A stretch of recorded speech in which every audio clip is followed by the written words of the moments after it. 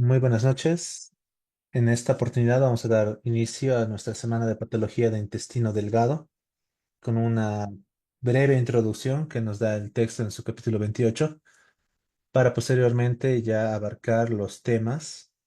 En esta clase vamos a abarcar ya un tema de nuestra bibliografía que es obstrucción de intestino delgado inmediatamente después de hablar de la introducción para después en la semana poder ver el tema de lo que viene a ser la enfermedad de Crohn y finalmente la isquemia intestinal. Hay que recordar que el otro tema de patología de intestino delgado es la diverticulitis de Meckel o el divertículo de Meckel, que nosotros ya lo habíamos visto más antes en nuestra semana inicial por su gran parecido a la presentación clínica de lo que venía a ser la apendicitis, ¿no? Entonces vamos a comenzar nuestra clase recordando lo que vimos en nuestro último tema. En el tema anterior de la semana pasada, pues habíamos hablado de la úlcera péptica perforada. Y recordamos pues que una úlcera péptica perforada es una complicación grave de la enfermedad ulcerosa péptica, en la cual una úlcera en el estómago o duodeno atraviesa toda la pared gástrica, permitiendo la fuga del contenido gástrico al peritoneo. Las úlceras duodenales son más comunes que las úlceras gástricas. La perforación es una complicación que ocurre aproximadamente entre el 2 al 10% de los pacientes con úlceras pépticas. Respecto a factores de riesgo, pues la infección por Helicobacter pylori, el uso crónico de los AINES, el tabaquismo, el consumo excesivo de alcohol y el estrés fisiológico severo, pues están relacionados. La presentación clínica, pues es de inicio súbito, estamos hablando del dolor abdominal intenso, generalmente localizado en epigastrio que puede irradiarse a todo el abdomen. El dolor suele ser constante y se acompaña de signos de peritonitis. Respecto a los signos físicos, pues estamos hablando de un abdomen rígido que se encuentra en tabla, con sensibilidad generalizada, y los pacientes pueden presentar signos de choque como taquicardia e incluso hipotensión. Para el diagnóstico tenemos a disposición la radiografía simple de abdomen que puede mostrar aire libre subdiafragmático o lo que conocemos como neumoperitoneo, que es indicativo de una perforación de boca. La tomografía computarizada de abdomen pues es más sensible y específica en el sentido que puede mostrar también el aire libre, pero también nos ayuda a localizar el sitio de la perforación, en este caso a nivel del estómago. Dentro de los laboratorios, pues solicitamos un hemograma completo que debería revelarnos leucocitosis con desviación a la izquierda o neutrofilia, una química sanguínea que podemos usar alteraciones electrolíticas y signos de sepsis. Y para nuestro manejo inicial, pues necesitamos hacer una reanimación, ¿no? Reposición de líquidos intravenosos, analgesia, antibióticos de amplio espectro para cubrir bacterias gram negativas y anaerobias. Y es necesario también una instalación de zona gástrica que permite hacer una descompresión gástrica. Para el tratamiento quirúrgico, pues la reparación quirúrgica de la perforación es el tratamiento definitivo. Esto puede incluir el cierre primario de la úlcera con un parche de Graham, aumento mayor, o procedimientos más complejos dependiendo del tamaño y localización de la perforación. Las alternativas al tratamiento quirúrgico son en casos seleccionados de pacientes con alto riesgo quirúrgico. Puede intentarse un manejo conservador con antibióticos y vigilancia estrecha, aunque esto es controvertido, ¿no? Respecto a las complicaciones de la perforación, pues está asociado a la formación de una peritonitis difusa, una peritonitis química, inicialmente que luego se vuelve bacteriana, como una infección severa del peritoneo. La formación de abscesos intraperitoneales, intraabdominales y llegar a un estado de sepsis y choque séptico. Para el pronóstico, pues la mortalidad puede ser alta, especialmente si el diagnóstico y el tratamiento se retrasan. Factores como la edad avanzada, comorbilidades y el estado de choque al ingreso, pues empeoran el pronóstico. Para la prevención de una úlcera péptica perforada, pues es necesario estar seguros de la erradicación del Helicobacter pylori. El uso de inhibidores de la bomba de protones o antagonistas de los receptores de histamina 2 o H2 en pacientes de alto riesgo. La reducción del consumo o uso de AINES y si es necesario, pues hacer el uso concomitante de protectores gástricos.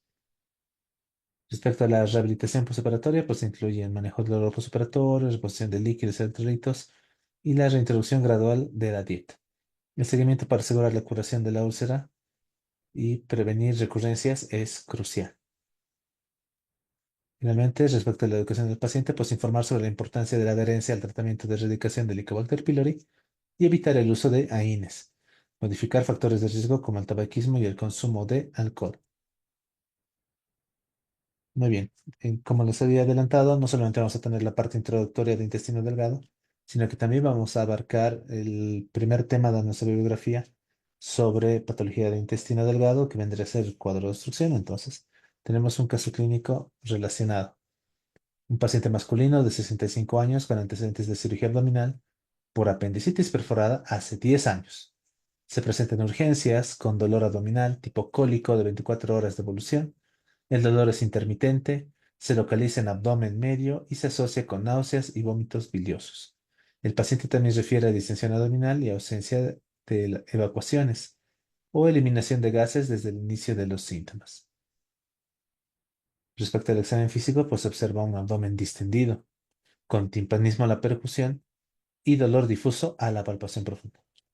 Los ruidos intestinales están aumentados y se escucha un borborismo metálico, un tono metálico.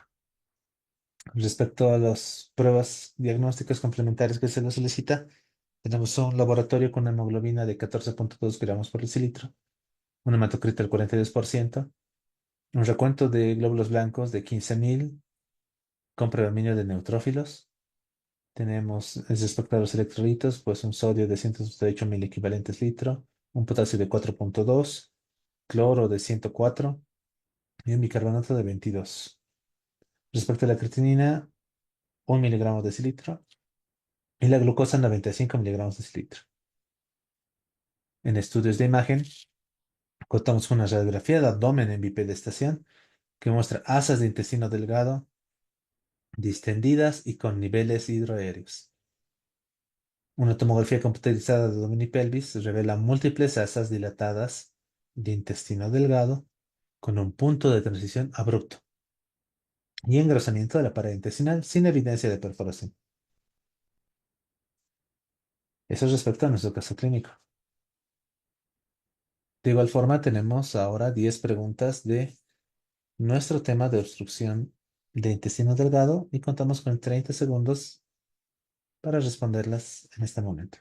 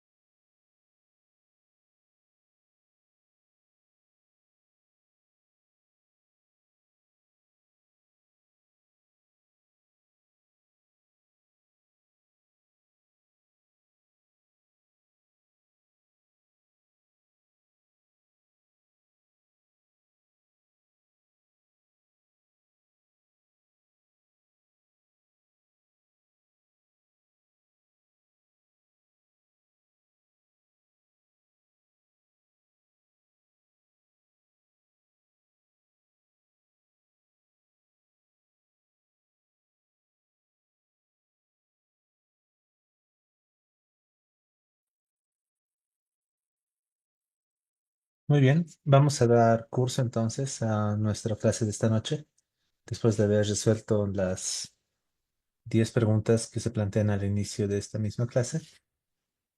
Y vamos a comenzar por la parte introductoria que nos presenta el capítulo 28 de intestino delgado. Comenzamos justamente con el primer punto clave, que nos dice que el intestino delgado realiza un conjunto diverso de funciones. Esto en el sentido de que el intestino delgado es un órgano notable, que es un órgano complejo, que no solamente es el sitio principal de la digestión y la absorción de nutrientes, sino que también contiene el reservorio más grande de células inmunitariamente activas y también un gran conjunto, un gran reservorio de células productoras de hormonas del organismo, siendo así que se consideraría el órgano más grande de los sistemas inmunitario y endocrino. Alcanza esta diversidad de acción a través de características anatómicas únicas. Estamos hablando de que cuenta con una área de superficie masiva en su epitelio o en su extensión, pues vamos a poder identificar una gran diversidad heterogénea, una gran diversidad de tipos de células y también cuenta con una compleja red neural para coordinar justamente estas funciones. A pesar del tamaño y la importancia del intestino delgado, pues las enfermedades de este órgano son relativamente poco frecuentes, pero pueden presentar desafíos diagnósticos y terapéuticos. A pesar de la introducción de novedosas técnicas imagenológicas, por ejemplo, especialmente lo que viene a ser los estudios de endoscopía, que se pueden realizar no solamente con el endoscopio, sino que últimamente ya se pueden utilizar mediante cápsulas que contienen microcámaras y demás, no siempre se logra disponer de los datos suficientes para poder tener una eficacia respecto a tratamientos quirúrgicos para enfermedades del intestino delgado, ¿no? A pesar de estos estudios de imagen, pues el llegar a un diagnóstico específico es complejo.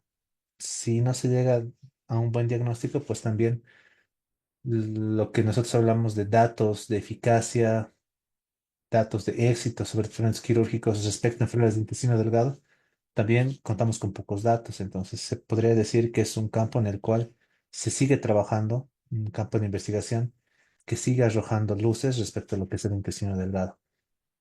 Por tanto, el libro comienza mencionando esta frase, ¿no? Un buen juicio clínico y una profunda comprensión de la anatomía, la fisiología y la fisiopatología siguen siendo esenciales para la atención de los pacientes con sospechas de trastornos del intestino delgado. Entonces comenzamos con la anatomía general que nos presenta el texto, que nos dice, ¿no? Que el intestino delgado es una estructura tubular, ¿no? Es un órgano tubular que comprende su inicio en el píloro del estómago hasta el ciego. Su longitud variará entonces entre 4 a 6 metros. Y constituye tres segmentos, el duodeno, el yeyuno y el ilio. Respecto al duodeno, lo menciona como un órgano retroperitoneal, o una porción retroperitoneal, que está en directa relación con el páncreas, con lo que viene a ser la cabeza del páncreas.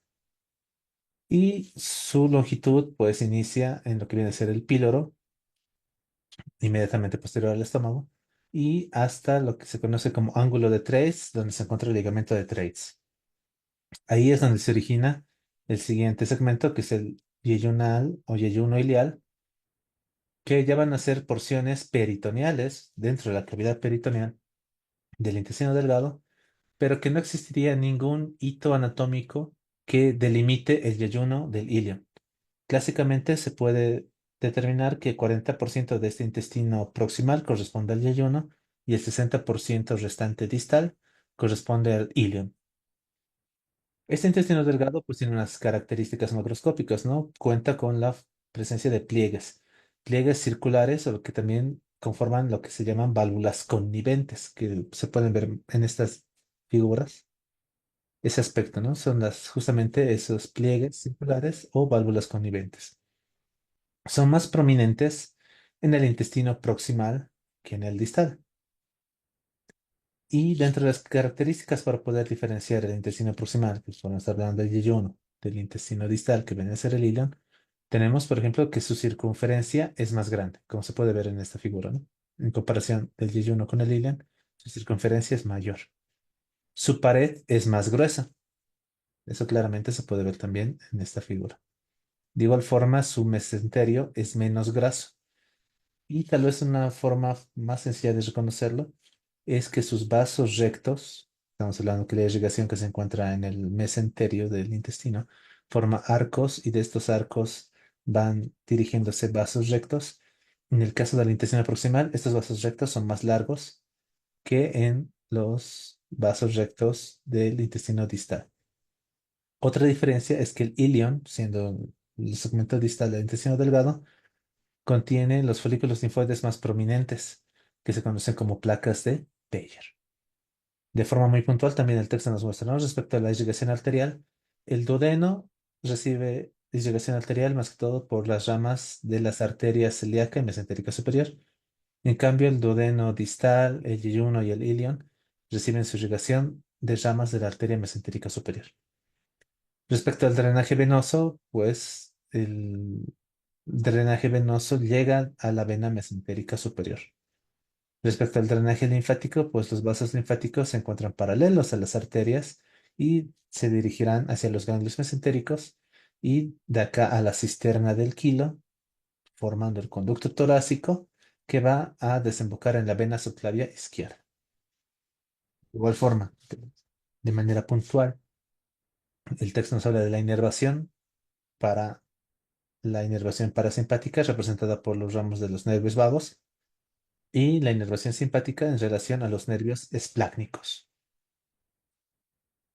Respecto a la histología, tenemos esta figura que nos presenta el texto, que es justamente la figura número 2 del capítulo 28, que nos muestra un esquema de las capas de la pared del intestino delgado.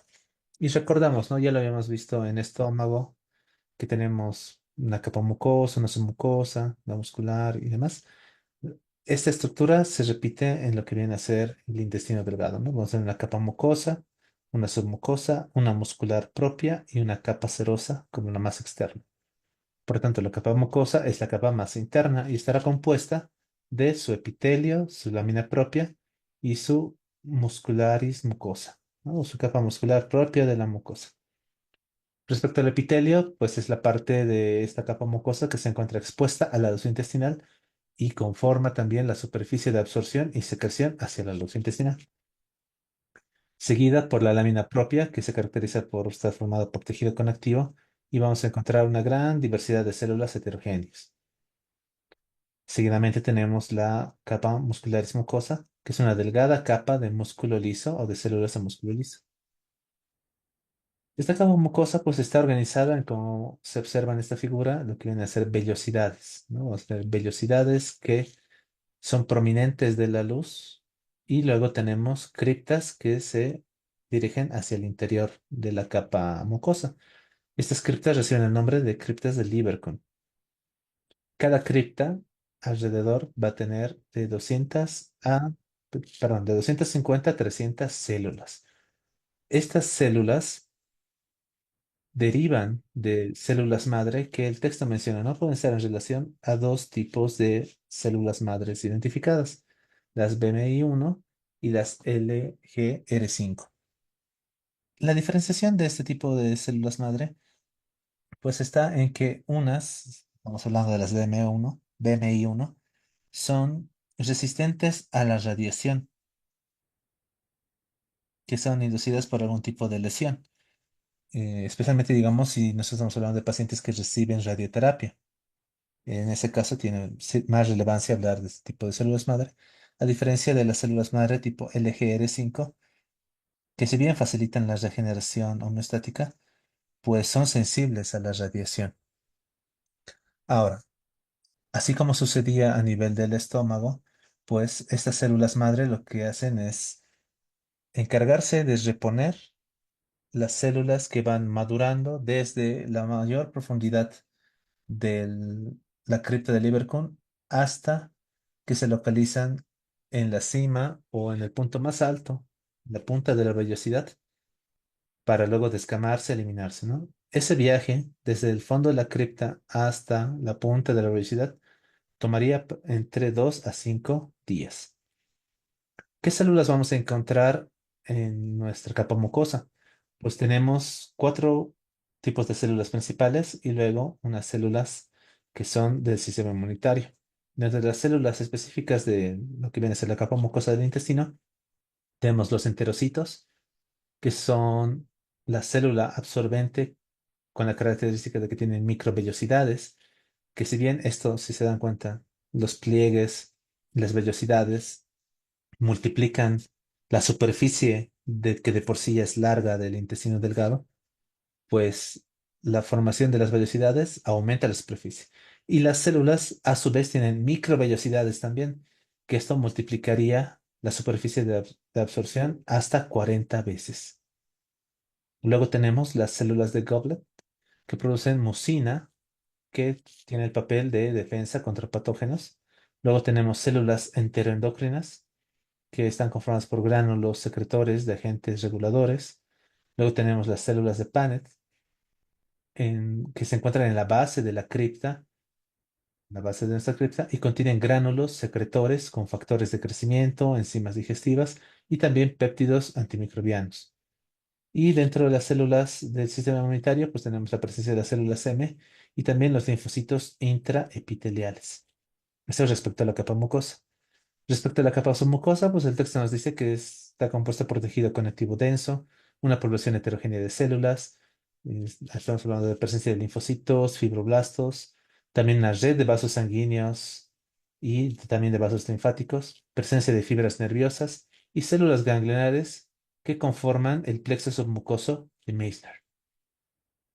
Seguidamente tenemos la capa muscular propia, que en este caso estará compuesta de dos capas musculares, la más externa de dirección longitudinal y una capa interna de dirección circular.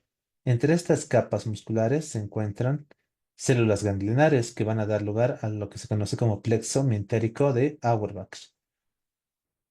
Finalmente tenemos la capa serosa como la capa más externa, que está compuesta por una sola capa de células mesoteliales que conformarán lo que conocemos como peritoneo visceral. Eso respecto a la histología. Es importante también hablar de lo que el texto menciona como el desarrollo del intestino delgado.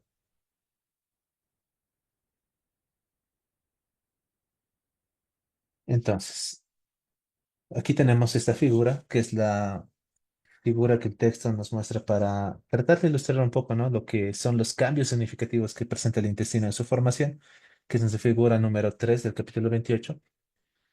Pero para poder hablar de la formación o el desarrollo del intestino delgado, pues el primer precursor va a ser el tubo intestinal embrionario. Este se forma por el endodermo a la cuarta semana de gestación y está formado o se puede dividir mejor, en anterior, en medio y en posterior. Siendo que el anterior, respecto al intestino delgado, va a dar origen a lo que conocemos como duodeno, y ya el intestino medio se va a encargar de la formación del resto del intestino delgado. Estamos hablando del yuyuno y del hilo. Se comunica con el saco vitelino. Nosotros recordamos, aquí por ejemplo tenemos, ¿no?, la comunicación del intestino, en este caso el intestino medio, que va a comunicarse con el saco vitelino y que a la sexta semana forma el conducto vitelino, lo que habíamos visto en nuestra clase de divertículo de Meckel, que este conducto tiene que sufrir una obliteración, pero cuando persiste o cuando esta obliteración es incompleta o defectuosa, vamos a tener diferentes tipos de malformaciones, entre comillas, siendo la más frecuente el divertículo de Meckel, ¿no? Ahora, en la cuarta semana, el mesodermo se va a dividir. Se va a dividir en dos. Una parte que se va a adherir al endodermo y va a formar el peritoneo visceral, y la otra parte se va a adherir al ectodermo, que va a formar el peritoneo parietal, formando la cavidad celómica precursora de la cavidad peritoneal. Como se va a dividir nuestro mesodermo, el espacio entre estas capas, peritoneo visceral y peritoneo parietal, de forma primitiva van a formar lo que se conoce como cavidad celómica, que en el futuro va a formar la cavidad peritoneal, ¿no? Eso es lo que se refiere a este párrafo. Para la quinta semana, el intestino comienza a alargarse. Y aquí es donde podemos ver esa figura, ¿no? El intestino va a comenzar a alargarse y va a formar lo que se conoce como una hernia celómica. ¿Eso qué significa? Aquí tenemos este pequeño anillo negro que significaría más o menos el organismo embrionario. Como el intestino se alarga, ya no cabe en esa cavidad celómica, entonces se exterioriza con toda la cavidad, formando esa hernia celómica. Va a salir afuera de lo que vendría a ser el organismo embrionario y después va a retraerse a la 10ª semana. Aquí podemos ver cómo los vasos sanguíneos derivan del mesodermo, en este caso, lo que viene a ser el intestino medio, pues su mesodermo va a dar origen a la arteria mesentérica superior. Y vemos, ¿no? Que las neuronas del intestino delgado, pues no se originan del mesodermo, sino más bien migran desde la cresta neural, que ésta se forma durante la 3ª semana, ¿no? Esa migración ocurre en la 3ª semana, para luego localizarse al intestino y dar lugar a toda esa red neural que tiene el intestino delgado. Durante la 6ª semana se forma la luz intestinal y esto es importante porque puede dar lugar a errores de la canalización. Y durante la 9ª semana empieza a adquirir las características propias, como las válvulas conniventes y demás, hasta que a la 12ª semana prácticamente la organogénesis está completa. Cuando nosotros hablamos de la parte de la hernia celómica, cuando el intestino se hace exteriorizado, aprovecha esta hernia celómica para hacer una torsión, ¿no?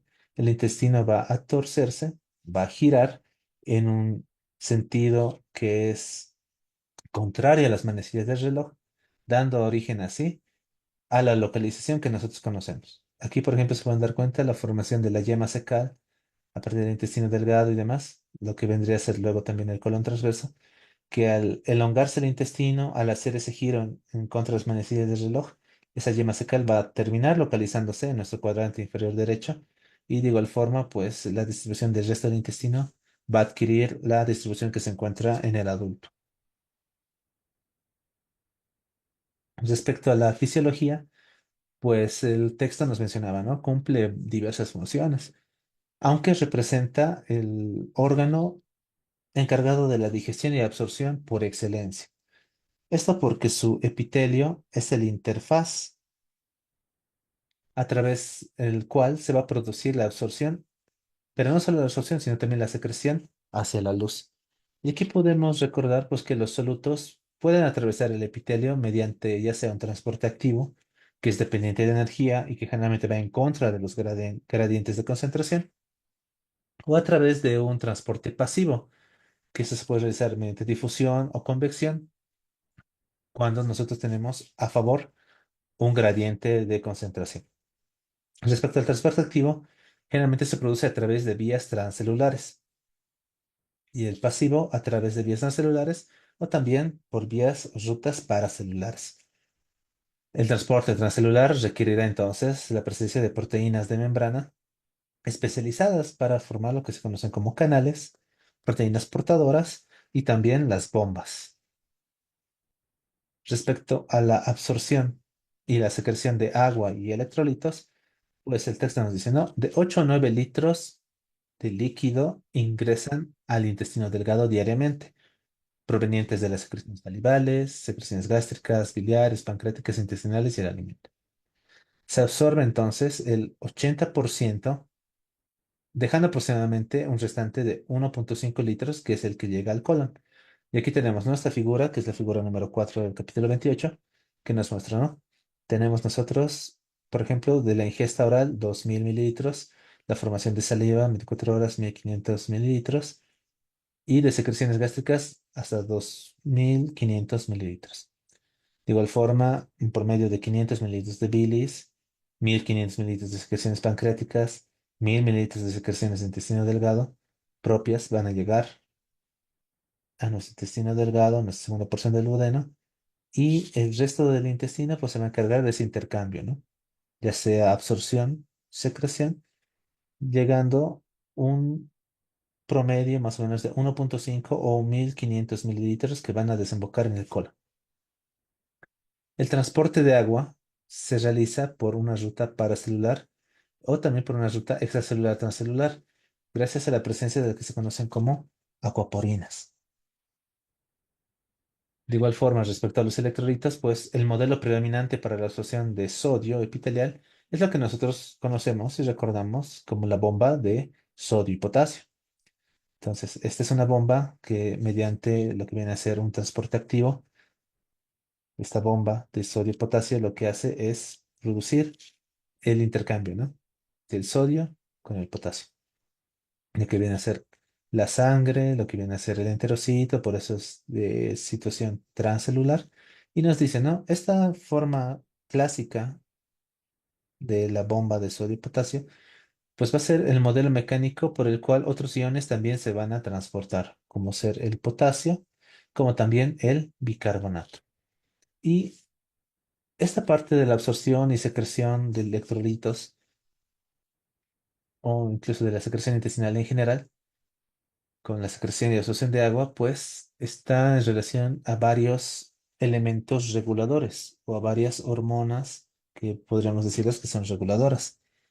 En ese sentido, el cuadro número uno del capítulo 28, que es este, que se encuentra en el texto, nos dice, no, regulación de la absorción y las secreciones intestinales. Y vamos a tener dos grupos. Uno, de agentes que estimulan la absorción o inhiben la secreción de agua. Entonces, ellos absorben, ¿no?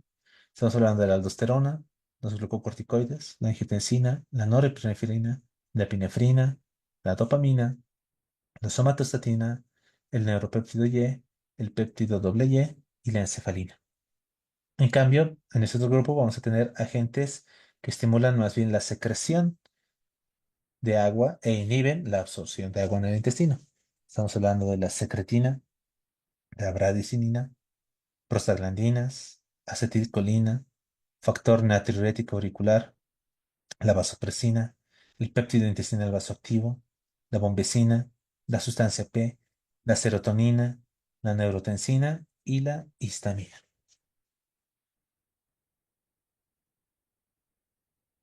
Y a partir de aquí, pues el texto nos va detallando un poco sobre cómo se hace la digestión y absorción de los diferentes elementos que nosotros encontramos en nuestra dieta y que son los necesarios pues para nuestra nutrición. Comenzamos con los carbohidratos, mencionando que aproximadamente el 45% de la dieta occidental se compone de carbohidratos. Y la mitad de estos carbohidratos, pues, se van a encontrar en forma de almidón y van a ser derivados de cereales y plantas. De igual forma, la milasa pancreática es la principal enzima de la digestión del almidón y su objetivo es ir descomponiendo este almidón hasta llegar a los monosacáridos que vendrían a ser los más representativos, la glucosa, la galactosa y la fructosa, que van a ser los que se van a poder absorber. Aquí, por ejemplo, tenemos nuestra figura, la figura número 7, que nos habla justamente de transportadores de exosa. Estas van a ser, pues, que la glucosa y la galactosa ingresan a la célula, en este caso el enterocito, por un transporte activo, ¿no? Con un transportador que se encuentra en el lumen o en la sección apical de nuestro enterocito, que se reconoce aquí por su forma de cepillo o sus microvellosidades. Y pues estos se van a encargar de hacer el ingreso contrarradiente, ¿no? Para favorecer entonces la absorción. Esto respecto a la glucosa y la galactosa. En cambio, la fructosa menciona que más bien su transportación es mediante lo que se conoce de forma vasolateral. Ahora tenemos esta otra figura. Es como una especie de pequeño flujograma, que es la figura número 6, que resume más o menos lo que es la digestión de carbohidratos. Y nos dice, ¿no? Nosotros tenemos los carbohidratos de la dieta, que incluyen pues lo que viene a ser el almidón que nosotros ingerimos, y también la presencia de disacáridos, que también es una forma frecuente en la cual nosotros consumimos hidratos de carbono, siendo los más representativos la sacarosa y también la lactosa. Y estos se van a someter pues a la presencia de, por ejemplo, la milasa salival, la milasa pancreática en el caso del almidón, que ya va a comenzar a hacer su efecto de fragmentación o escisión, hasta la formación de oligosacáridos, llegar a la formación de maltotriosa, maltosa y dextranos de límite alfa. Y cuando llegan al intestino, pues vamos a tener la presencia ya de estas hidrolasas que se encuentran en el borde de cepillo del intestino y se van a encargar de fragmentar aún más estos polisacáridos, estos disacáridos, para poder obtener directamente la glucosa, la galactosa y la fructosa como monosacáridos principales que se van a absorber. De igual forma, respecto a la digestión y absorción de las proteínas, el texto nos dice, ¿no? Entre 10 a 15% del consumo de energía, pues consiste en el consumo de proteínas. Aproximadamente la mitad proviene de fuentes endógenas, o sea, propias del organismo. Estamos hablando de secreciones gastrointestinales, secreciones salivales y las proteínas que se encuentran en las células epiteliales descamadas del propio epitelio del tubo digestivo. La digestión pues comienza a nivel del estómago con la presencia de las pepsinas, eso lo habíamos visto en nuestra semana de patología de estómago, que el estómago cuenta con el pepsinógeno que luego se convierte en pepsina, pero también tenemos después la presencia de peptidasas pancreáticas. De todos los aminoácidos que llegan a fragmentarse, porque igual la idea es las cadenas de las proteínas largas, ir fragmentándolas hasta obtener aminoácidos que van a poder ser absorbidos. El texto menciona, ¿no? Aparentemente la glutamina sería la fuente principal de energía para los propios enterocitos. Y así como teníamos nuestro pequeño flujograma de la digestión de carbohidratos, el texto en esta figura, que es la figura número 8 del capítulo 28, nos muestra cómo tenemos la digestión de las proteínas. Desde las proteínas que ingerimos en la dieta, que van a estar sometidas al efecto de la pepsina, dando origen a los polipéptidos. Aquí vamos a tener la aparición de los polipéptidos y también la aparición de los aminoácidos. Estos polipéptidos van a tener que ser todavía fragmentados por otras enzimas, ¿no? Estamos hablando de la tripsina, las quimiotripsinas, la elastasa, las carboxipeptidas A, la carboxipeptidas AB, que son componentes del líquido pancreático, a la formación de oligopéptidos. Los aminoácidos, como unidad básica, siguen manteniéndose como aminoácidos, y estos oligopéptidos, de igual forma, van a ser sometidos a una acción enzimática por peptidasas que se encuentran en el borde del cepillo del intestino delgado para dar origen a los dipéptidos, tripéptidos y aminoácidos que van a poder ser absorbidos recién por nuestra mucosa intestinal. De igual forma, tenemos la parte del texto que nos habla de la digestión y absorción de las grasas, de los lípidos, mencionando que aproximadamente 40% de la dieta occidental consiste en grasa. Y de este 40% de la dieta, pues 95% de esa grasa se encuentra en forma de triglicéridos de cadena larga. De toda la grasa que consumimos, pues el 94% de las grasas ingeridas se absorberán en el ayuno proximal. Y la digestión, bueno, y absorción de las grasas, pues es un proceso complejo, en el sentido de que para poder absorber las grasas y los demás elementos también, deben ser estos solubles en solución, en líquido, en agua. Y la grasa tiende a ser mm, repelente, o sea, no es soluble, ¿no? No es hidrosoluble. Entonces, es necesario solubilizarlas, prepararlas mediante la formación de una emulsión. Inicialmente, pues van a ser sometidos al efecto de la lipasa gástrica y cuando llegan al intestino delgado, al duodeno, tienen que empezar a reaccionar con los ácidos biliares, que nosotros recordamos que los ácidos biliares van a tener un efecto detergente en el sentido que van a fragmentar estas cadenas de triglicéridos y van a formar lo que se conocen como micelas, ¿no? Vamos a tener la formación de estas estructuras micelares que sí van a ser solubles y se van a dirigir a nuestra mucosa de absorción, pero no termina ahí. Tienen que, en algunos casos, esterificarse y formar nuevamente kilomicrones que van a poder atravesar nuestra membrana celular para poder ser absorbidas. Entonces, tenemos esta figura, que es la figura número 9 del capítulo 28, que resume más o menos lo que es la digestión de las grasas. Tenemos entonces los triglicéridos de cadena larga, que son propios de la alimentación, pero no son los únicos, porque también vamos a tener triglicéridos de cadena corta y cadena media. Estos, al igual que los disacáridos o los dipéptidos o los aminoácidos que consumimos, pues no requieren mucho tratamiento para llegar a ser absorbidas. En cambio, los triglicéridos de cadena larga, como les había mencionado, pues tienen que sufrir el efecto de la lipasa gástrica, el efecto de la lipasa pancreática para la formación de ácidos grasos de cadena larga y monoglicéridos, que junto con la acción de las sales biliares, los ácidos biliares, la bilis en general, pues da lo que viene a ser la formación de micelas y así esta grasa va a ser ya más soluble para poder ser absorbida, ¿no? Se van a absorber y van a formar triglicéridos resintetizados en los enterocitos, la formación de los kilomicrones, que estos van a pasar a lo que viene a ser el kilo, ¿no? Van a llegar al kilo, lo que viene a ser el componente de los vasos linfáticos, y a través de los vasos linfáticos, lo que hemos visto, ¿no? Van a llegar a la cisterna del kilo, de ahí al conducto torácico y a la circulación mayor. En esta otra parte de la figura, pues vemos, ¿no? Como los triglicéridos de cadena corta y media pueden ser absorbidos de forma directa y pasar directamente a la sangre venosa portal sin tener que resterificarse ni hacer la formación de los kilomicrones.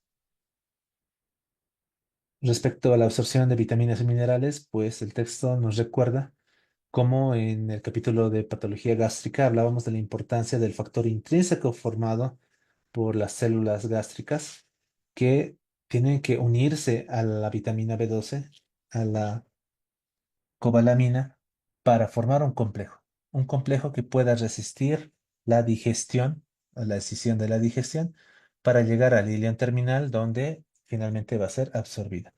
Y el texto menciona que esto es importante porque en algunos casos en los cuales nosotros sometamos al paciente a resección gástrica, a resecciones intestinales, a derivaciones intestinales y demás, pues vamos a repercutir en la absorción de esta vitamina B12. Respecto a lo que vienen a ser las vitaminas, por ejemplo, liposolubles, como la vitamina A, D y E, el texto menciona, ¿no? Parecen absorberse a través de lo que es la difusión pasiva. Y otra de las vitaminas importantes, en este caso la vitamina K, menciona que se absorbe a través de una difusión pasiva, pero también una absorción mediada por un transportador. Respecto a la absorción de vitaminas y minerales, pues menciona, ¿no? Dentro de los más importantes, en el caso del calcio, pues este se absorbe por una difusión paracelular y está en estrecha regulación por la presencia de la vitamina D. De igual forma, el hierro y el magnesio han de absorberse por rutas transcelulares y paracelulares. Y así como existen ese tipo de rutas y los transportadores para el hierro y el magnesio, pues existirán también para los otros oligoelementos metálicos, como pueden ser el manganeso, el cobre, el cobalto, etcétera. Esto respecto a esa función de absorción que tiene el intestino.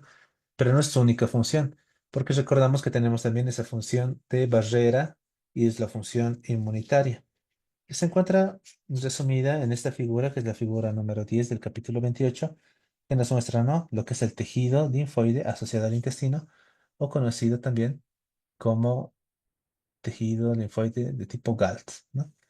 Los factores que contribuyen a la defensa epitelial pues incluyen la secreción de la inmunoglobulina A, la presencia de las mucinas, del moco de papel defensor y también las características del epitelio, ¿no? Pero sabemos que el epitelio va a estar sobre una lámina propia, que van a existir uniones intercelulares que le van a dar esa cierta defensa para que los patógenos no puedan atravesarlo de forma sencilla.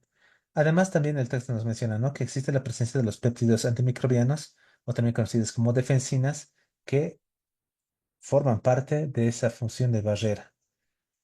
Si hablamos nosotros del tejido linfoide asociado al intestino, que es el tejido GALT, tenemos entonces inductores y efectores. Respecto a los inductores, estamos hablando de los acúmulos linfoides, de lo que vienen a ser las placas de Peyer.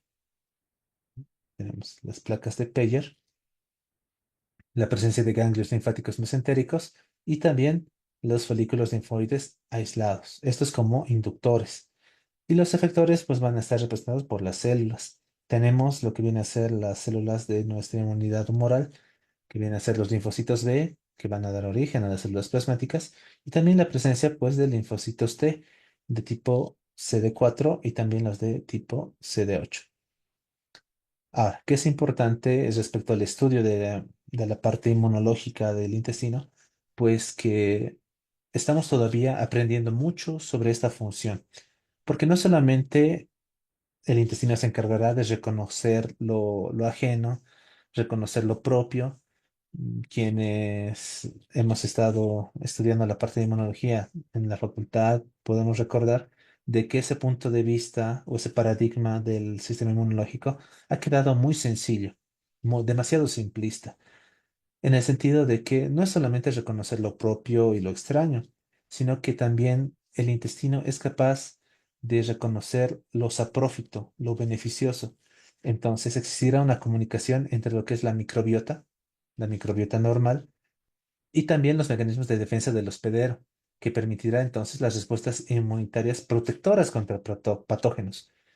En esto, en el sentido de que lo vamos a ver también en nuestro capítulo de enfermedad de Crohn, de que cuando este tipo de comunicación se interrumpe o existen fallas en la parte inmunitaria respecto a lo que viene a ser la microbiota y los factores defensivos o a la activación o sobreactivación de los factores defensivos, vamos a tener dos trastornos inflamatorios crónicos del intestino, como la enfermedad celíaca y lo que les mencionaba, la enfermedad de Crohn. Respecto a la motilidad, pues nosotros recordamos que tenemos las diferentes capas, lo que viene a ser la capa muscularis propia, dispuesta en dos capas, una externa y una interna, con diferentes disposiciones.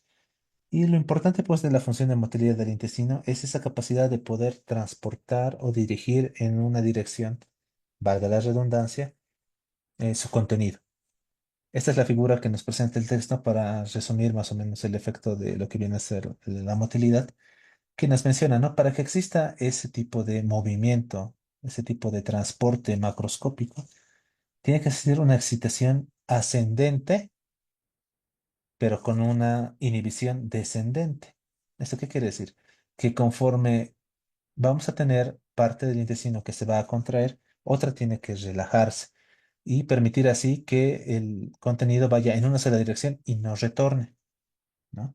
Entonces, la presencia del bolo de comida dentro de la luz intestinal es detectado por receptores neuronales que tiene el intestino y va a estimular la transmisión de señales para que tengamos una respuesta motora. Esta proyección de la respuesta motora por la presencia del alimento, pues va a ser la que se va a encargar de que tengamos una contracción o un movimiento peristáltico rítmico, pero también tiene que ver con la presencia de otro tipo de estímulo que tiene que ser inhibidor para evitar que nosotros tengamos un peristaltismo que no sea eficiente. Como habíamos visto en la parte del esófago, tiene que existir esta estimulación rítmica para que exista el transporte. Algo muy parecido, de igual forma, tiene que existir a nivel del intestino delgado.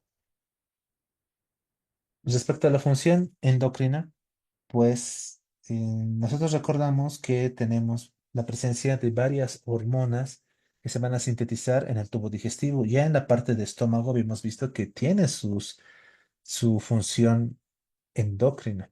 De igual forma, esta función que se encuentra a nivel del estómago es casi paralela o es muy similar a lo que nosotros vamos a encontrar en el intestino delgado. Y el texto en este cuadro, en el cuadro número 2 del capítulo 28, nos resume más o menos cuáles van a ser esos péptidos reguladores representativos que se producen en el intestino delgado, teniendo así entonces hormonas como por ejemplo la somatostatina, que se va a producir en las células D y cuya acción es inhibir la secreción gastrointestinal, inhibir la motilidad y también la perfusión esplácnica. En cambio, la secretina, que se produce en las células S, estimula la secreción pancreática exócrina y la secreción intestinal. Respecto a la colecistoquinina, se produce en las células I y estimula la secreción pancreática exócrina, estimula el vaciamiento de la vesícula biliar y también inhibe la contracción del esfínter de Oddi para permitir justamente el vaciado de la vesícula biliar. Respecto a la motilina, pues se produce en las células M y estimula la motilidad intestinal. En cambio, el péptido Y, que se produce en las células L, inhibe la motilidad e inhibe la secreción intestinal. El péptido 2 tipo glucagón, que se produce también en las células L, estimula la proliferación epitelial intestinal. Y también tenemos nuestra neurotensina, que se produce en las células N y estimula la secreción pancreática y la secreción biliar, e inhibe la motilidad del intestino delgado y estimula el crecimiento de la mucosa intestinal. Respecto a la adaptación intestinal, y ya terminando esta parte introductoria para empezar luego a hablar de obstrucción de intestino delgado, pues es muy importante esa plasticidad que tiene el tejido del intestino delgado, ya que tiene la capacidad de adaptarse en respuesta a diferentes demandas por condiciones ya sean fisiológicas o hasta patológicas. Tenemos entonces la hiperplasia celular epitelial que se presenta ya casi inmediatamente a cirugías, por ejemplo, de resección intestinal. Esta hiperplasia celular epitelial pues va a producir que se estimulen la formación de nuevas células, que aumente la superficie de las vellosidades, la superficie de las microvellosidades y demás, y que incluso en los seres humanos lo que se ha visto es que aquellos que han sido sometidos a algunas cirugías de resección intestinal y demás, esa adaptación se podría realizar entre en 1 a 2 años hasta completarla. Los efectores que estimulan el crecimiento entonces incluirán nutrientes específicos, algunas hormonas peptídicas, incluso factores de crecimiento. Incluso hay, como dice el texto, factores o componentes nutricionales que estimulan el crecimiento intestinal, como ser la fibra, la presencia de ácidos grasos, glutamina y lectinas. Ahora, cuando nosotros hablamos de esta capacidad de adaptación del intestino, hay un punto importante. No significa que nosotros podamos,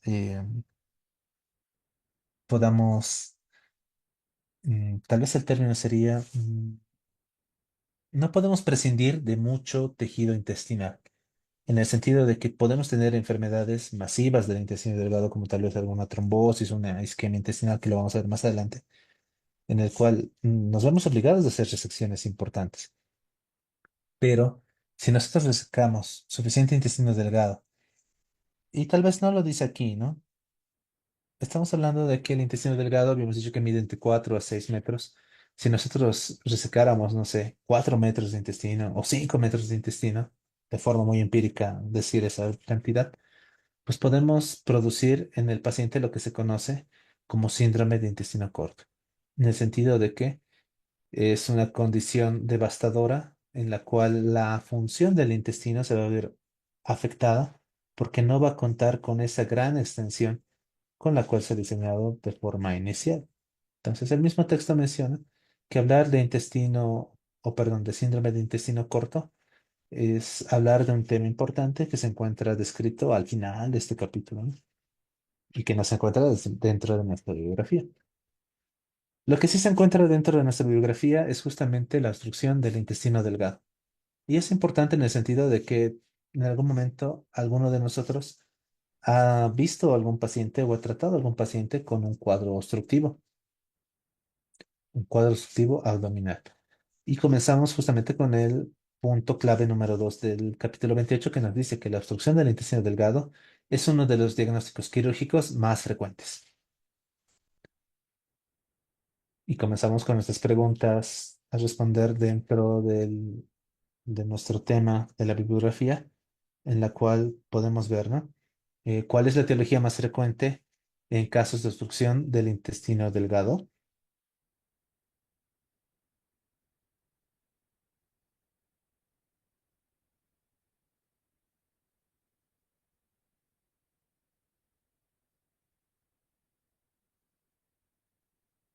Veamos nuestras respuestas. Muy bien, existe consenso en que estamos hablando de las adherencias interabdominales postquirúrgicas. Es así que las adherencias interabdominales corresponden al 75% de los casos de obstrucción, siendo que en Estados Unidos, pues 300.000 pacientes llegan a una cirugía por estos datos de obstrucción por adherencias. La resección de intestino delgado y la lisis de las adherencias o las adhesiolisis representan dos de los 7 procedimientos responsables del 80% de las cirugías de emergencia en Estados Unidos que se han realizado entre 2008 y 2011.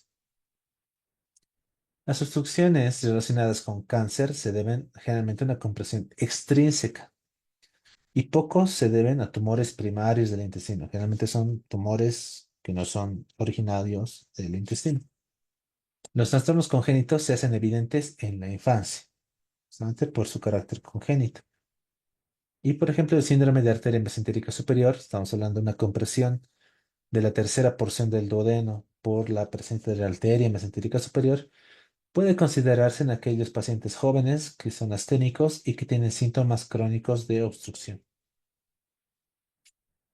Veamos, el texto nos menciona respecto a la etiología que nosotros tenemos, ¿no? De acuerdo a la relación anatómica con la pared intestinal, vamos a tener una etiología intraluminal, representada por la presencia de cuerpos extraños, tal vez cálculos biliares en el caso de un hilo biliar, o también en los niños recién nacidos y demás, tal vez la presencia de meconio, ¿no?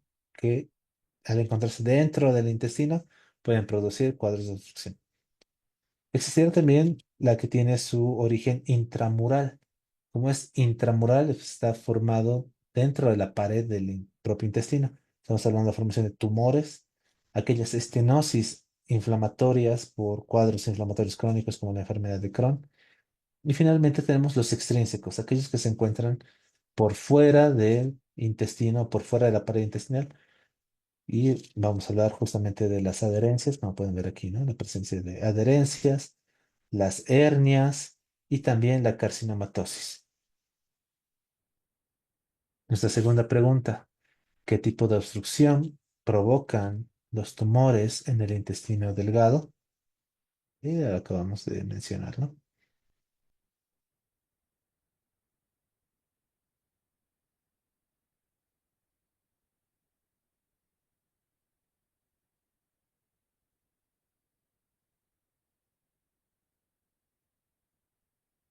Veamos nuestras respuestas.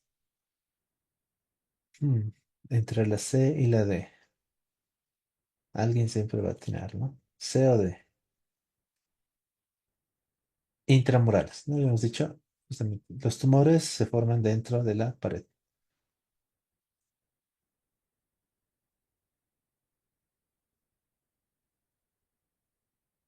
Nuestro punto clave número 3. La mayoría de los casos de obstrucción de intestino delgado se deben a adherencias de una cirugía previa y se resuelven con un tratamiento conservador. Aquí tenemos también esta figura que nos presenta el texto, esta tablita, que es el cuadro número 3, que menciona, ¿no? ¿Cuáles van a ser las etiologías comunes de obstrucción del intestino delgado? Entonces tenemos primero las adherencias. Luego las neoplasias, representadas por neoplasias primarias del intestino delgado, por un cáncer secundario del intestino delgado, como metástasis derivadas de un melanoma, por ejemplo. La invasión local por una neoplasia maligna intraabdominal, como los tumores desmoides, y la carcinomatosis. De entre las hernias, pues tenemos las externas, por ejemplo, una hernia inguinal, una hernia femoral que pueden atascarse y que si en su interior contiene intestino delgado, pues producen cuadros obstructivos. Dentro de las internas, pues tenemos aquellas que se forman tras un procedimiento, por ejemplo, después de hacer un bypass gástrico, cuando hacemos esta configuración en IE de Rux. También la enfermedad de Crohn puede producir obstrucciones, el vólvulo, la intussuscepción o lo que conocemos, ¿no?, como una invaginación intestinal, es como si el intestino sobre sí mismo se invaginara. Esa es nuestra intussuscepción, que también produce cuadros obstructivos. La estenosis inducida por radiación, aquellos pacientes que han sido sometidos a radioterapia. De igual forma, estenosis posisquémica, la presencia de cuerpos extraños, por ejemplo, un hilio biliar, un hilio por cálculo biliar, las diverticulitis, el divertículo de Meckel, que ya lo hemos visto, ¿no?, que puede producir cuadros de obstrucción, la formación de hematomas, que también pueden producir cuadros obstructivos, y anormalidades congénitas, como membranas, duplicaciones o hasta rotación anómala. Nuestro punto clave número 4. Los tumores benignos y malignos del intestino delgado son poco frecuentes y son difíciles de diagnosticar. Respecto a la fisiopatología del cuadro obstructivo, pues tenemos que tiene que formarse la obstrucción. Tenemos que tener uno de estos, cualquier etiología que establezca la obstrucción. Cuando se establece el sitio de obstrucción, vamos a empezar a tener una acumulación de gas y líquido intestinal porque vamos a tener más que todo la presencia de lo que uno traga, de lo que uno deglute, más de lo que uno haya producido. Es lo que uno deglute lo que forma parte de, o lo que forma la mayor parte de lo que uno empieza a acumular en el propio intestino. Esto va a producir un aumento de la actividad intestinal. ¿Por qué? Porque el intestino intenta vencer la obstrucción. Y si recordamos nuestro caso clínico, veíamos, ¿no? Ruidos hidroaéreos incrementados.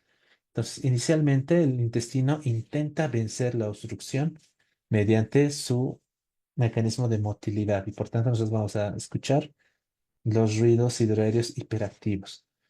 Justamente este aumento de la actividad intestinal también produce dolor tipo cólico y de forma refleja puede también manifestarse como diarrea. También vamos a tener con la acumulación de gas y líquido intraintestinal, pues el aumento de la presión intraluminal e intramural. Ya cuando existe este aumento de la presión intraluminal e intramural, el intestino va a empezar a distenderse. Cuando va a empezar a estirarse, ya no va a tener esa capacidad de contraerse y por tanto la motilidad va a disminuir. Cuando la pared del intestino se somete a esa distensión intestinal por el aumento de la presión intraluminal e intramural, va a existir un deterioro de la perfusión microvascular, lo que nosotros recordamos en nuestra fisiopatología de la apendicitis, ¿verdad? Porque junto con esta isquemia o el deterioro de la perfusión microvascular, empieza a existir una translocación bacteriana. Entonces, la isquemia intestinal va a llevar a una necrosis y con la necrosis una perforación. Y aquí podemos ver, ¿no? Como inicialmente, digamos, si tenemos una banda en nuestro sitio de transición del intestino delgado que se encuentra distendido al que se encuentra sano, vemos cómo el intestino se empieza a distender. Si no se resuelve, empieza a distenderse aún más y vamos a tener el deterioro de la microcirculación y por tanto cambia el color del tejido. Y ya cuando tenemos la translocación bacteriana, la isquemia y la necrosis, pues ya tenemos este otro aspecto del intestino en el cual la pared empieza a adelgazarse y se perfora. Cuando se perfora, entonces nosotros ya tenemos casi lo mismo que pasaba en una apendicitis, pues la formación de una peritonitis. Respecto a la presentación clínica, tenemos nuestra pregunta número 3 que nos dice, respecto a una obstrucción del intestino delgado, uno de los siguientes es indicativo de obstrucción establecida.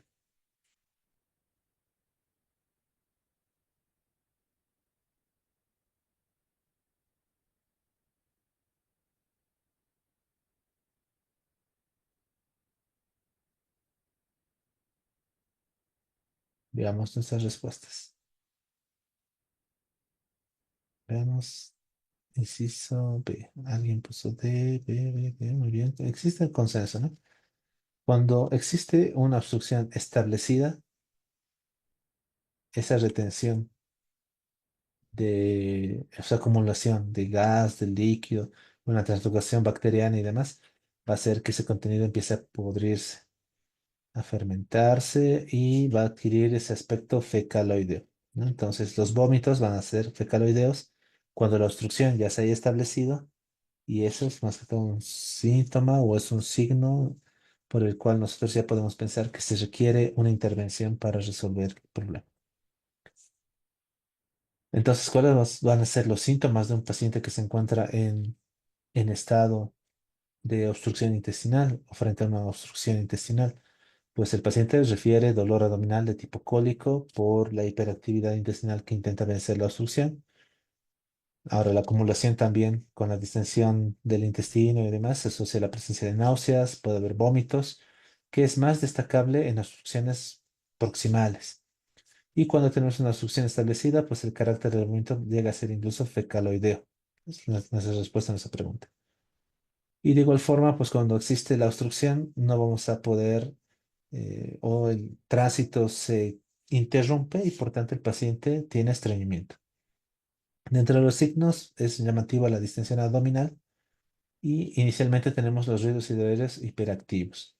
Si solicitamos un laboratorio del paciente, vamos a tener una disminución del volumen intravascular porque este intestino distendido empieza a acumular secreción Entonces, es el líquido que debería absorberse y demás, que no se absorbe, entonces el paciente empieza a deshidratarse, tendiendo entonces a la hemoconcentración, a una alteración electrolítica y también empezamos a tener leucocitosis leve.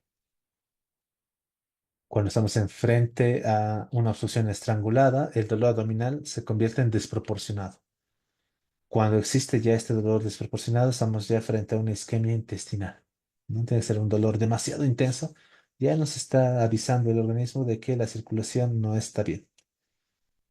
El paciente además va a presentar taquicardia, una sensibilidad abdominal localizada, va a presentar fiebre, leucocitosis marcada y también cuadros de acidosis. Estos hallazgos alertan sobre la necesidad de intervención quirúrgica precoz. Si nosotros encontramos estos signos, hay que operar. El diagnóstico. Veamos la pregunta número 4. El diagnóstico de obstrucción de intestino delgado se confirma con endoscopía, hemograma, examen radiológico, radiografía contrastada o una ecografía.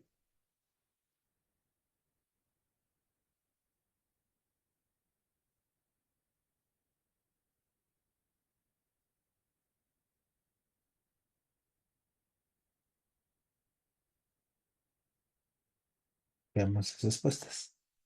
CISO de C, C, C, C. Muy bien, existe consenso, ¿no? Justamente el inciso C, el examen radiológico simple ya nos da información de un cuadro de obstrucción.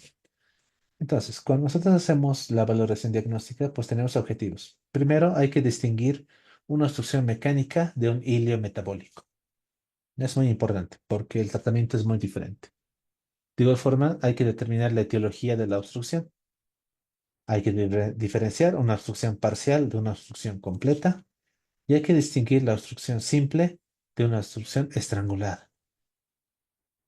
Respecto a los elementos diferenciales, pues tenemos, por ejemplo, los antecedentes, porque es importante saber si nuestro paciente ha sufrido cirugías abdominales previas, porque esto significaría que tiene presencia de adherencias o riesgo de presencia de adherencias. También es importante saber si el paciente tiene trastornos abdominales, ya sea como cáncer intraabdominal o enfermedad inflamatoria intestinal, que también puede producir cuadros de obstrucción. Respecto al examen físico, pues es necesaria una búsqueda meticulosa de hernias, en especial las que suelen atascarse como la hernia inguinal y la hernia femoral. En los estudios de radiología, pues generalmente permite confirmar el diagnóstico mediante una triada, en la cual encontramos asas dilatadas de intestino delgado, que deben estar más de 3 centímetros, que eso no es normal.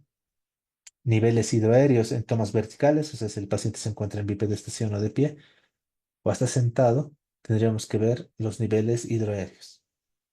Y también la escasez de aire en colon. Cuando no existe tránsito, el aire ya no pasa a nuestro intestino grueso y se deja de observar.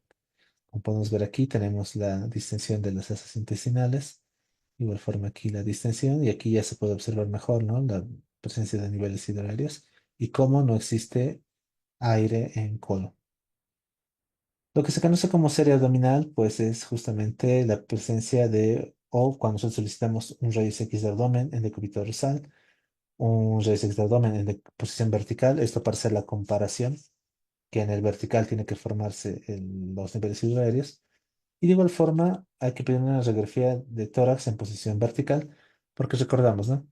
Aquí, por ejemplo, tenemos este tipo de imagen en la cual no se muestran las cúpulas diafragmáticas.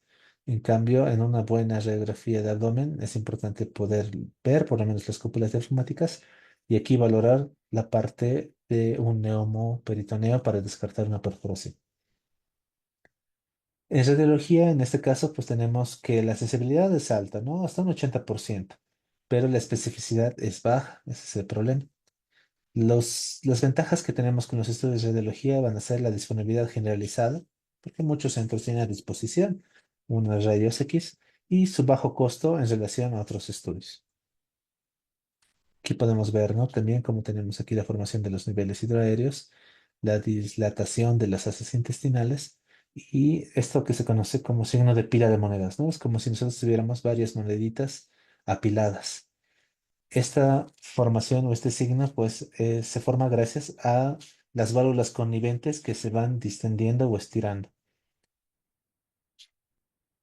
En una tomografía computarizada, pues se realiza idealmente con un contraste oral que tiene valor terapéutico y también pronóstico. La sensibilidad asciende de 80 a 90% y la especificidad también es buena, ¿no? De un 70 hasta un 90%, en la cual la idea de la tomografía es encontrar una zona de transición discreta con dilatación del intestino proximal. Y aquí podemos ver, ¿no? Cómo tenemos el intestino delgado con dimensiones normales en este sentido y en esta zona de transición vamos a ver cómo a partir de ahí empieza a distenderse y ya tenemos el intestino proximal distendido con sus válvulas coniventes estiradas y demás. Cuando tenemos una solución de asa cerrada, pues se puede ver una imagen en forma de U o en forma de C. Y cuando ya tenemos datos de estrangulación, pues podemos encontrar datos de lesión del intestino o de la pared intestinal, como el engrosamiento de su pared, la presencia de aire en su pared o la neumatosis, gas en vena porta, opacidad mesentérica, y también la escasa captación de un contraste intravenoso que representaría que no existe buena circulación. Aquí podemos ver igual, ¿no? Cómo tenemos aquí la disección de la pared intestinal. Esta flechita nos está mostrando neumatosis o cómo se ha empezado a disecar la pared y por eso hay aire en la pared intestinal. Y aquí también podemos ver esa zona de transición, ¿no? Aquí tenemos el intestino que se encuentra de dimensiones normales y esta parte del intestino delgado que se encuentra dilatado con contenido que ya tiene aspecto incluso de fecaloideo, ¿no?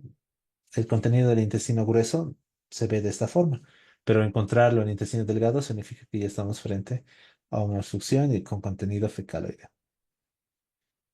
Respecto al tratamiento, y ya nuestra última pregunta del tema a responder, nos dice paciente con datos clínicos y radiológicos con contraste oral de obstrucción intestinal, con leve mejoría tras medidas iniciales.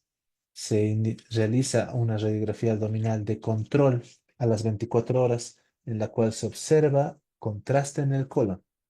La conducta siguiente con nuestro paciente corresponde a, veamos nuestras respuestas. Inciso D, inciso C, inciso B, B. Muy bien.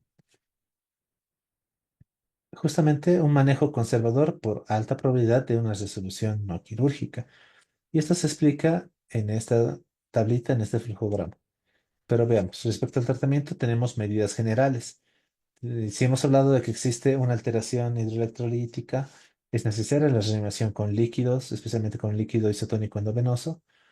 También es necesario la instalación de un catéter Foley y también la instalación de una sonda nasogástrica para descomprimir el intestino proximal. ¿Qué es importante? El sol nunca debe salir y ponerse, o sea, no debe pasar un día cuando nosotros tenemos un paciente con obstrucción completa del intestino. Si estamos frente a una obstrucción parcial o si el paciente mejora y demás, entonces uno puede estar tranquilo. Generalmente existe la resolución con medidas generales, con tratamiento conservador. Pero si tenemos datos de que existe ya una estrangulación o una obstrucción completa, no debemos esperar para proponer un tratamiento resolutivo. El límite de vigilancia de un paciente con obstrucción debe ser de 2 días. Si máximo en 2 días el paciente no mejora, hay que explorar, pedir una tomografía, tal vez algún estudio de imagen, pero la conducta tiene que ser resolver la obstrucción. Respecto a la técnica quirúrgica, pues tenemos, ¿no? Si tenemos adherencias o bandas y demás, por ejemplo, aquí podemos ver, ¿no? Cómo existía una banda que estaba atrapando el intestino, pues se hace la desciolisis o se liberan las veridas. Si estamos frente a presencia de tumores o masas, se realiza resección. Si estamos frente a hernias atascadas, pues la reducción, la reparación de las hernias. Y si encontramos tejido que ya no es viable, tejido desvitalizado, se hace la resección. Esto valorando el color, el peristaltismo y la presencia de pulsaciones arteriales marginales. Algo controversial, pero considerando que nos encontramos en el paradigma de la cirugía mínimamente invasiva y el abordaje laparoscópico, pues menciona que se pueden realizar las adhesiolisis en estadios tempranos, especialmente cuando son secundarias a presencias de bandas o bridas únicas. En cambio, cuando tenemos múltiples adherencias o mucha distensión abdominal, esto generalmente termina en tasas de conversión elevadas, de 17 a 33%. También es importante que cuando nosotros ingresamos por vía laparoscópica y tenemos el intestino tan distendido, el mismo abordaje laparoscópico siempre tiene el riesgo de perforación de las asas intestinales distendidas. Entonces, es un poco controversial.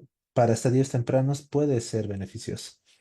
Y respecto al manejo a ese flujograma, pues justamente el texto nos muestra esta figura, que es la figura 16 del capítulo 28, que nos dice, ¿no? Tenemos un paciente con obstrucción del intestino delgado por víridas adherencias y buscamos signos y síntomas de estrangulamiento o signos y síntomas de isquemia intestinal. Si encontramos esos signos y síntomas, pues el paciente ingresa a quirófano para exploración abdominal. Si no lo encontramos, pues dejamos al paciente en NPO, se le empieza a colocar fluidos intravenosos, se le instala una zona nasogástrica y se hace un examen serial del abdomen. Ese examen serial del abdomen es nuestra radiografía, ¿no? Aquí es importante poder utilizar un contraste soluble en agua a través de la sonda nasogástrica. Estamos hablando de 100 mililitros. Y nosotros tomamos una radiografía. Este CUF es la forma en que los americanos hablan de una radiografía completa del abdomen, ¿no?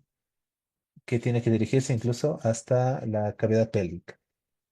Nosotros, una radiografía abdominal, sabemos que está bien tomada si nos cubre desde las cúpulas hasta la cavidad pélvica.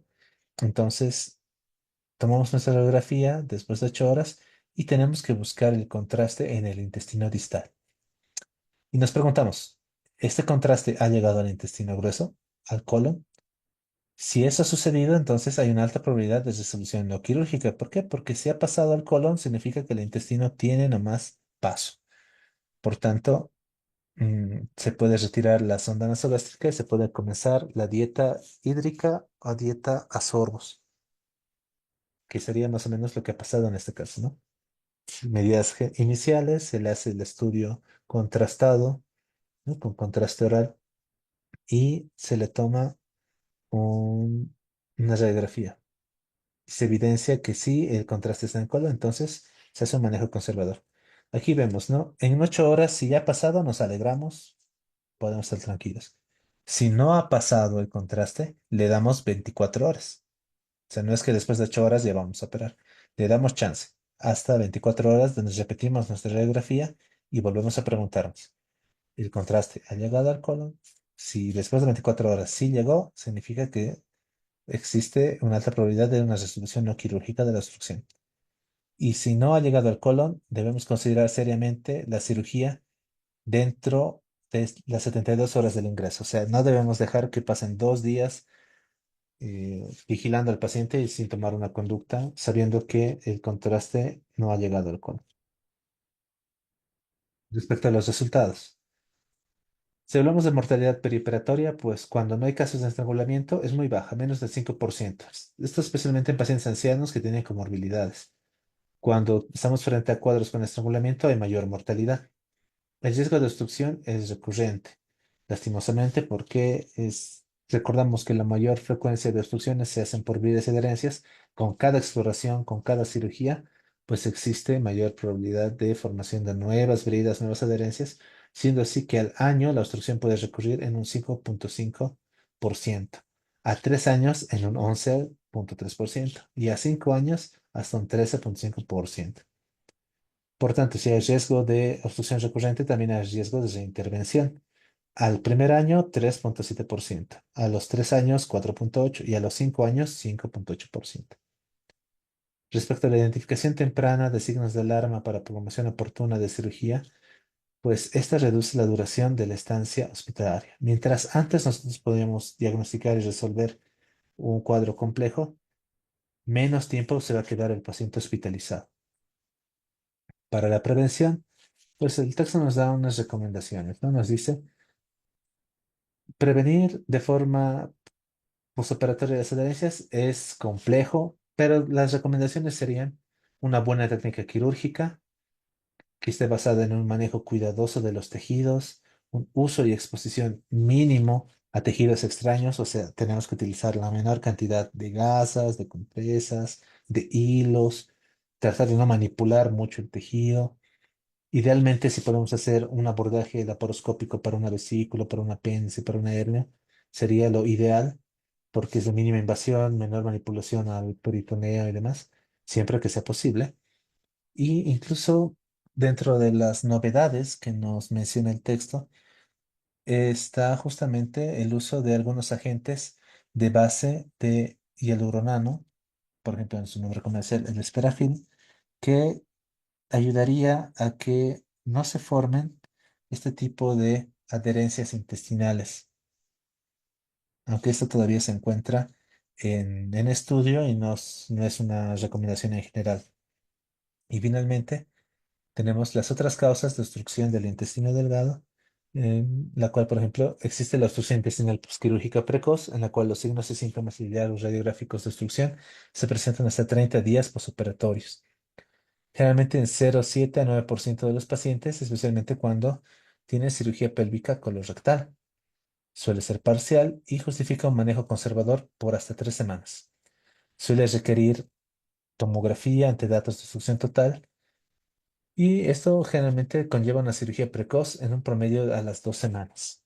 De igual forma tenemos lo que está en relación a la enfermedad de Crohn, producida justamente por ese cuadro o esa enfermedad inflamatoria crónica, que lo vamos a ver el día jueves en el capítulo de enfermedad de Crohn. Y también tenemos la obstrucción maligna del intestino delgado, que en un 25 a 33% se asocia a adherencias y que requiere generalmente una resección paliativa más un bypass, que esto generalmente mejora la calidad de vida del paciente, evitando justamente la obstrucción. Y en algunos casos, pues la presencia de una sonda de gastrostomía paliativa ayuda con las náuseas y los vómitos y también para evitar la desnutrición. Eso respecto a lo que nos presenta el texto, respecto a la parte introductoria y a nuestro capítulo de obstrucción intestinal. Y ahora tenemos la resolución tanto de nuestro caso clínico como de nuestras preguntas. Para nuestro caso clínico, paciente masculino de 65 años con antecedentes de cirugía abdominal, ¿no? Entonces, esto es importante, ¿no? Un paciente con antecedentes de cirugía, nosotros ya pensamos presencia de posibles adherencias y heridas. Se presenta en urgencias con dolor abdominal de tipo cólico de 24 horas de evolución. No es un cuadro insidioso, no es un cuadro de muchos días. Más bien se podría considerar como un cuadro agudo. El dolor es intermitente y se localiza en el abdomen medio y se asocia con náuseas y vómitos biliosos. El paciente también refiere distensión abdominal, ausencia de evacuaciones y también ausencia de eliminación de gases desde el inicio de los síntomas. El examen físico, abdomen distendido, tenemos timpanismo a la percusión y dolor difuso a la palpación. Los ruidos intestinales están aumentados, lo que hemos visto, ¿no? Aumentan para intentar vencer la obstrucción. Y tal vez algo que no lo menciona el texto, pero es que el tono de los ruidos intestinales suele ser metálico, suele estar acompañado de un borborismo metálico. ¿No? Eso ya me está diciendo que hay parte del intestino que está distendida y que el peristaltismo pues está intentando vencer la obstrucción. Respecto a las pruebas diagnósticas, lo que nos llama la atención es justamente la leucocitosis con la neutrofilia, con el desvío a la izquierda.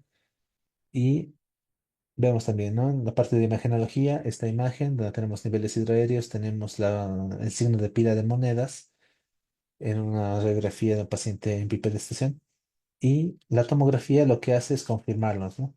Múltiples asas dilatadas de intestino delgado con un punto de transición abrupto, esa zona de transición, y engrosamiento de la pared intestinal por el sufrimiento por el sufrimiento que tiene la pared intestinal que está distendiéndose. Lo bueno, no hay evidencia de perforación. Entonces podríamos irnos a medidas. Inicialmente se hace el manejo conservador, ¿no? NPO, soluciones y sonda nasogástrica. Para nuestras preguntas, ¿cuál es la causa más común de obstrucción de intestino delgado en adultos? Inciso C, las adherencias posoperatorias, ¿no? Las adherencias posoperatorias son la causa más común de obstrucción de intestino delgado en adultos debido a la formación de bandas fibrosas que pueden comprimir o bloquear el tránsito intestinal. ¿Cuál es el síntoma más característico de una obstrucción del intestino delgado? Pues el paciente puede referir dolor abdominal tipo cólico. El dolor abdominal tipo cólico es característico de la obstrucción del intestino delgado debido a las contracciones intestinales en respuesta a la obstrucción o esto al intento del intestino a vencer la obstrucción. 3. ¿Qué hallazgo en la radiografía de abdomen sugiere una obstrucción del intestino delgado? Inciso B, los niveles hidroaéreos de heces intestinales. Los niveles hidroaéreos en las heces intestinales distendidas son un hallazgo típico en la radiografía de abdomen que sugiere una obstrucción. Pregunta 4. ¿Cuál es el manejo inicial más adecuado para una obstrucción del intestino delgado secundaria de herencias postoperatorias? Si sucede la descompresión nasogástrica y fluidos intravenosos. El manejo inicial de una obstrucción del intestino delgado incluye descompresión nasogástrica y administración de fluidos intravenosos para estabilizar al paciente y aliviar los síntomas. ¿Cuál es la indicación para la intervención quirúrgica en un paciente con obstrucción de intestino delgado? Pues cuando nosotros tenemos un paciente con signos de estrangulación intestinal. La presencia de signos de estrangulación intestinal como dolor abdominal severo, fiebre, taquicardia, leucocitosis y peritonitis son indicaciones para una intervención quirúrgica urgente. Pregunta 6. ¿Qué complicación puede surgir de una obstrucción de intestino delgado no tratada? Respuesta, inciso C, la perforación intestinal. Una obstrucción de intestino delgado no tratada puede llevar a una isquemia intestinal, puede llevar a necrosis, resultando en una perforación intestinal, que es una emergencia médica quirúrgica. ¿Cuál de los siguientes signos clínicos es más preocupante en un paciente con obstrucción de intestino delgado? Inciso B, la ausencia de ruidos intestinales. La ausencia de ruidos intestinales en un paciente con obstrucción de intestino delgado es preocupante y sugiere una posible estrangulación o necrosis intestinal, lo cual requiere una evaluación urgente. Pregunta 8. ¿Cuál es el objetivo principal de la descompresión nasogástrica en el manejo de la obstrucción del intestino delgado? Pues, inciso C, reducir la presión intraabdominal y aliviar de forma paliativa, sintomática, las molestias del paciente, ¿no? La descompresión nasogástrica ayuda a reducir la presión intraabdominal y aliviar los síntomas de náuseas, vómitos y distensión abdominal en pacientes con obstrucción. Pregunta 9. ¿Qué prueba de imagen es más útil para confirmar el diagnóstico y evaluar la causa de obstrucción de intestino delgado? Y aquí recordemos, ¿no? La radiografía tiene sensibilidad, pero no tiene especificidad, o su especificidad no es muy alta. En cambio, la tomografía tiene sensibilidad y tiene especificidad, lo que nos permite identificar o evaluar mejor la causa o la etiología. Entonces, la respuesta, inciso C, tomografía computarizada de abdomen, que es la prueba de imagen más útil para confirmar el diagnóstico y evaluar una causa subyacente como adherencias, hernias o tumores. Y finalmente, pregunta 10, ¿cuál es el signo clínico clásico de una obstrucción completa de intestino delgado? Inciso C, los vómitos fecaloideos. Los vómitos fecaloideos, que tienen un olor característico a materia fecal, son un signo clínico clásico de una obstrucción completa del intestino delgado y sugieren una obstrucción avanzada con una éstasis prolongada y prácticamente nos están indicando que el paciente requiere una cirugía. Muy bien. Eso respecto a la resolución de lo que habíamos planteado al inicio de nuestro tema y ya vamos a dar curso a lo que viene a ser el resumen, ¿no? Para finalizar ya nuestra clase de esta noche. Recordamos, ¿no? Obstrucción del intestino delgado, la definición. La obstrucción del intestino delgado es una interrupción en el flujo normal del contenido intestinal a través del intestino delgado que puede ser parcial o completa. En la etiología, las causas más comunes son las adherencias posoperatorias, las hernias, tumores, la intususcepción, los vólvulos, la enfermedad de Crohn y los cuerpos extraños. Respecto a la presentación clínica, el dolor abdominal cólico, distensión abdominal, vómitos, ausencia de flatos y evacuaciones tienen que estar acompañados generalmente por síntomas que pueden variar dependiendo si la obstrucción es alta o baja en el intestino delgado. Lo habíamos dicho, ¿no? Los vómitos, las náuseas son más prominentes mientras más proximal sea la obstrucción. Respecto al diagnóstico clínico, pues el diagnóstico se basa en la historia clínica, el examen físico y la presencia de ruidos intestinales de alta tonalidad, o también conocidos como ruidos de lucha, que es sugerente de obstrucción. En las imágenes diagnósticas, pues la radiografía de abdomen que puede mostrar niveles hidroaéreos, distensión de heces intestinales, la tomografía como método de elección para confirmar el diagnóstico, identificando la causa y también para localizar el sitio de obstrucción, y la ecografía que puede ser útil en algunos casos, especialmente para detectar intususcepción. Pero es importante recordar que, por ejemplo, el texto no hace mucho énfasis, prácticamente ni menciona la ecografía, porque el mayor enemigo de la ecografía, de la ultrasonografía, es el aire. Y el intestino que se encuentra distendido, pues contiene su componente aéreo que dificulta mucho una evaluación ecográfica. Respecto al manejo inicial, pues la reposición de líquidos intravenosos es importante, la descompresión nasogástrica con sonda para aliviar la distensión, prevenir la aspiración, y el monitoreo de electrolitos y corrección de desequilibrios hidroelectrolíticos. El tratamiento no quirúrgico, pues que en algunos casos, especialmente en la obstrucción parcial y en los cuales no haya signos de obstrucción, se puede intentar ese manejo conservador con la descompresión nasogástrica y la observación del paciente. Como indicaciones para cirugía, pues tenemos una obstrucción completa, los signos de estrangulación como dolor severo, taquicardia, fiebre, leucocitosis, acidosis metabólica y datos de peritonitis. O cuando existe una falla del manejo conservador en 24 a 48 horas, ¿no? En las complicaciones, pues tenemos la estrangulación intestinal, esto por presencia de isquemia, necrosis, perforación del intestino que puede llevar a peritonitis y a cuadros de sepsis, choque séptico y hasta la muerte. Desequilibrios hidroelectrolíticos pues pueden llegar a ser severos debido a la pérdida de líquidos y electrolitos por los vómitos o por el secuestro en el intestino obstruido.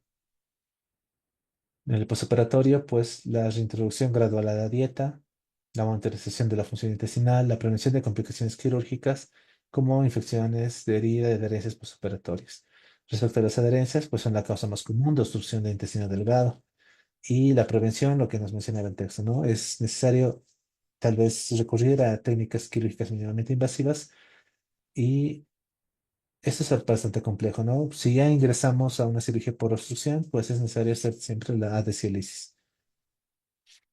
Cuando hablamos de cuadros secundarios a hernias, pues las hernias encarceradas son una causa común de obstrucción y el tratamiento quirúrgico incluye la reparación de la hernia y la liberación del intestino que se encuentra atrapado en la hernia.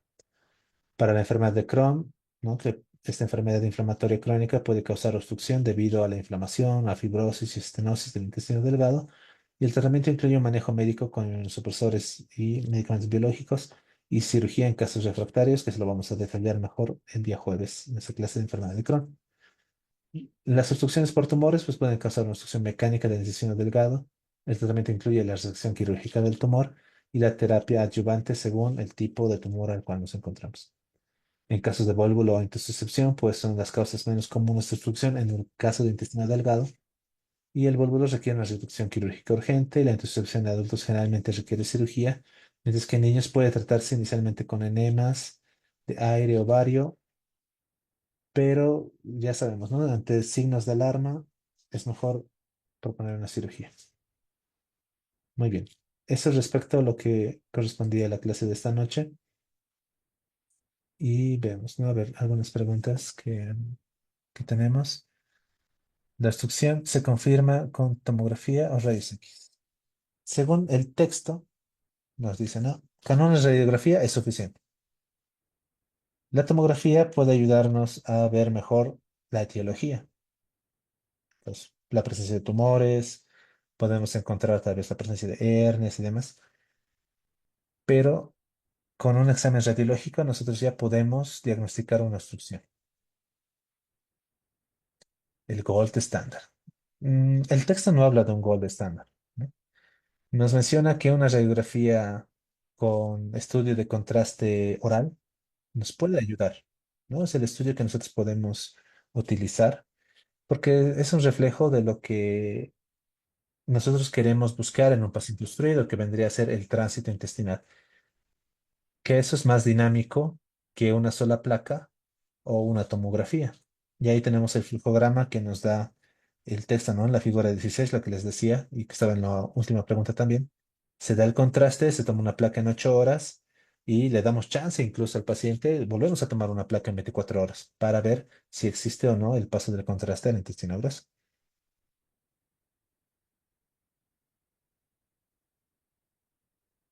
Ahora, en la pregunta 9 nos dice no solamente el diagnóstico, nos dice evaluar la causa.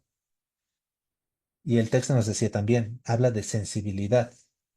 La radiografía tiene sensibilidad, pero no tiene especificidad. ¿En qué sentido?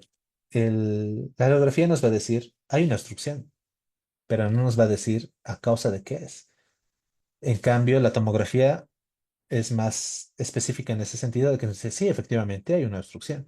Y aquí veo una masa que está comprimiendo el intestino. O aquí yo veo una hernia interna. O aquí yo veo una intussuscepción de intestino. Entonces, la pregunta era una pregunta con trampa. No decía solamente diagnóstico, decía evaluar la etiología. Y en ese caso, la tomografía tiene ventaja con el rayos X. ¿Es necesaria una radiografía que cumple la triada para confirmar el diagnóstico? En muy pocas cosas el texto es muy, muy estricto, ¿no? La característica del texto y bueno, la característica de la medicina como tal es que tenemos que ser flexibles. Si nosotros ya tenemos una radiografía en la cual vemos la obstrucción o la distensión del asa intestinal delgado y vemos también que se encuentra con niveles hidroaéreos, de por sí ya pensamos que es una obstrucción, por más que veamos un poco de aire en colon, ¿no? Entonces, en ese sentido, si no tenemos los tres, no hablamos de obstrucción, no. Podemos encontrar esa triada, pero no es que si no encontramos la triada, no es el diagnóstico. Entonces, generalmente lo que nosotros vemos es la pila de monedas o los niveles hidroaéreos. Y si nosotros medimos el asa intestinal, que mida más de 3 centímetros, ya nos está diciendo que está dilatada, que está distendida. Pero la misma imagen de las pilas de monedas se forma por la distensión o el estiramiento de las válvulas coniventes, entonces eso prácticamente se sobreentiende.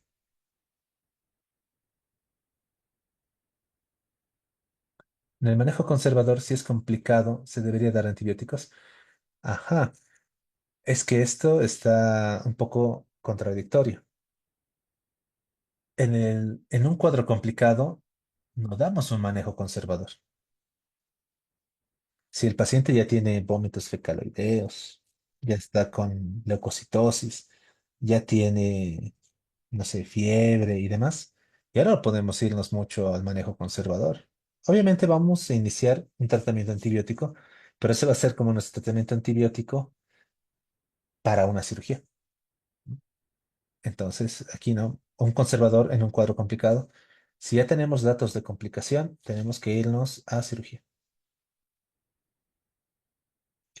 Y bueno, finalmente vamos a repetir la triada que nos menciona el texto cuando habla de rayos X para despedirnos. Y nos dice, ¿no? Asas dilatadas del intestino delgado mayor a 3 centímetros. Aquí podemos intentar medirlas. Mayor a 3 centímetros.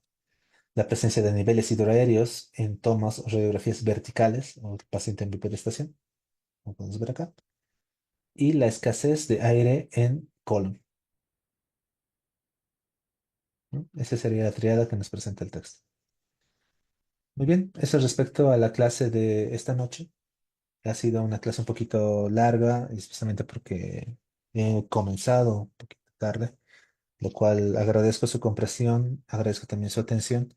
Y pues para el día jueves vamos a tener enfermedad de Crohn y para el día viernes vamos a tener isquemia intestinal y con eso terminaremos nuestra patología de intestino para posteriormente ver patología de intestino grueso, ¿no?